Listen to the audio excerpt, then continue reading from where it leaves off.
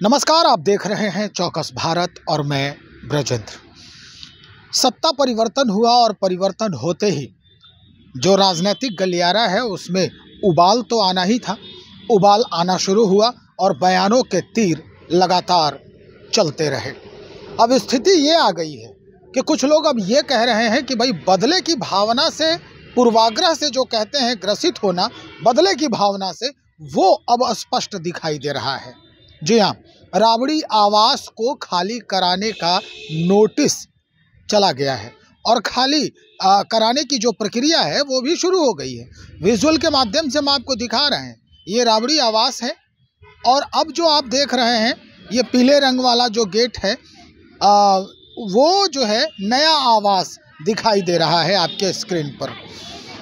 दरअसल ये आवास अब 39 हार्डिंग रोड में दिया गया है राबड़ी देवी जी को। स्थिति क्या है कि अब जो नेता हैं, चाहे वो आरजेडी के हों, भारतीय जनता पार्टी के हों या जदयू के हों, इस पूरे मसले पर अपने अपने ढंग से विचार व्यक्त करते नजर आ रहे हैं। हम सबसे पहले आरजेडी के जो नेता हैं एजाज अहमद साहब, उनकी बात जो है वो समझने का प्रयास करते हैं।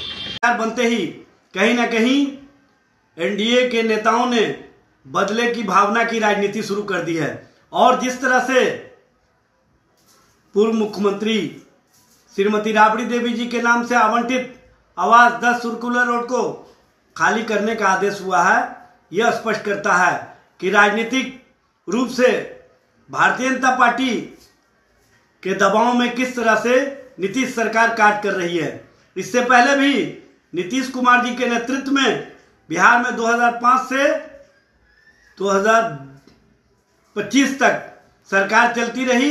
इन 20 वर्षों में कभी भी श्रीमती राबड़ी देवी जी के आवास को खाली करने का आदेश नहीं निर्गत किया गया।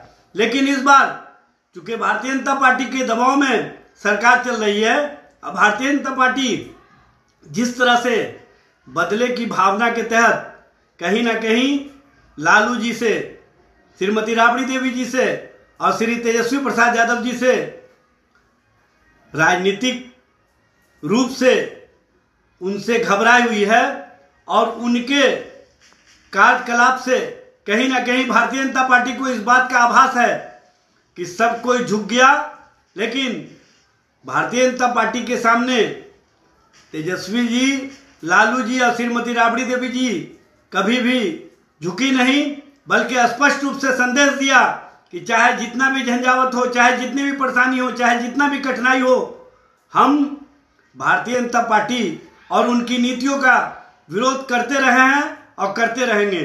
भाई ये तो साफ कह रहे हैं कि पूर्वाग्रह से ग्रसित है भारतीय जनता पार्टी, क्योंकि नीतीश कुमार पिछले 20 वर्षों से सत्ता पर काबिज हैं और इस दौरान उन्होंने कभी भी राबड़ी देवी जी के आवास के लिए कोई भी ऐसे आदेश पारित नहीं किए, निर्गत नहीं किए। लेकिन जैसे ही भारतीय जनता पार्टी इस बार सत्ता में आई है और बढ़त के साथ आई है, ये बदले की भावना से ग्रसित हो गई है और इस बदले की भावना की वजह से राबड़ी देवी जी के इस पूरे व्यवस्था को छितर बितर करने की एक पहल हो रही है, कोशिश हो रही है। अब हम सीधा जदयू के जो नेता हैं महेश दास, उनकी बात सुनते हैं। भाई उनके विचार क्या हैं इस मसले पर।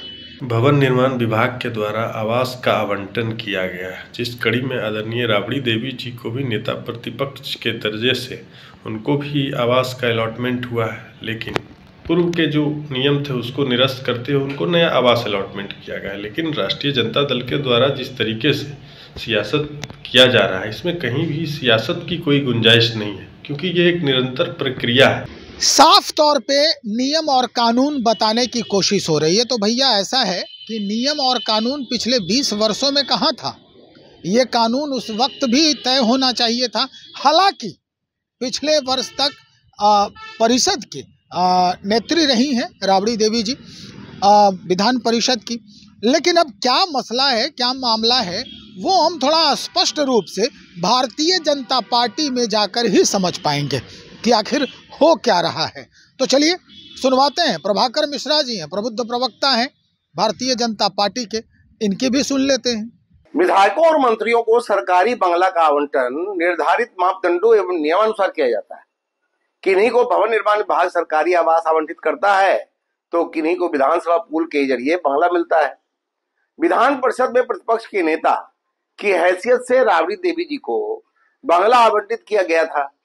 परिस्थितियां बदली तो उन्हें स्वतः बंगला खाली कर देना चाहिए था। अब यदि विभाग ने कार्रवाई शुरू की तो राजद में इतनी तिलमिलाहट क्यों है? इन्होंने भी पूरे तौर पे संवैधानिक कानून और जो नियम है उसका हवाला दे रहे हैं। तो चलिए देखना ये होगा कि जिस तरह से ये माहौल बनाया जा रहा है, जिस तरह से स्थिति बन रही है और आवास खाली करने के बाद ये आवास किसको आवंटित होगा, ये भी समझने वाली बात है। इंतज़ार करें, हम आपको दिखाएंगे कि ये आवास मिलता किसे है और कौन इसमें अब गृह प्रवेश करने जा रहा है।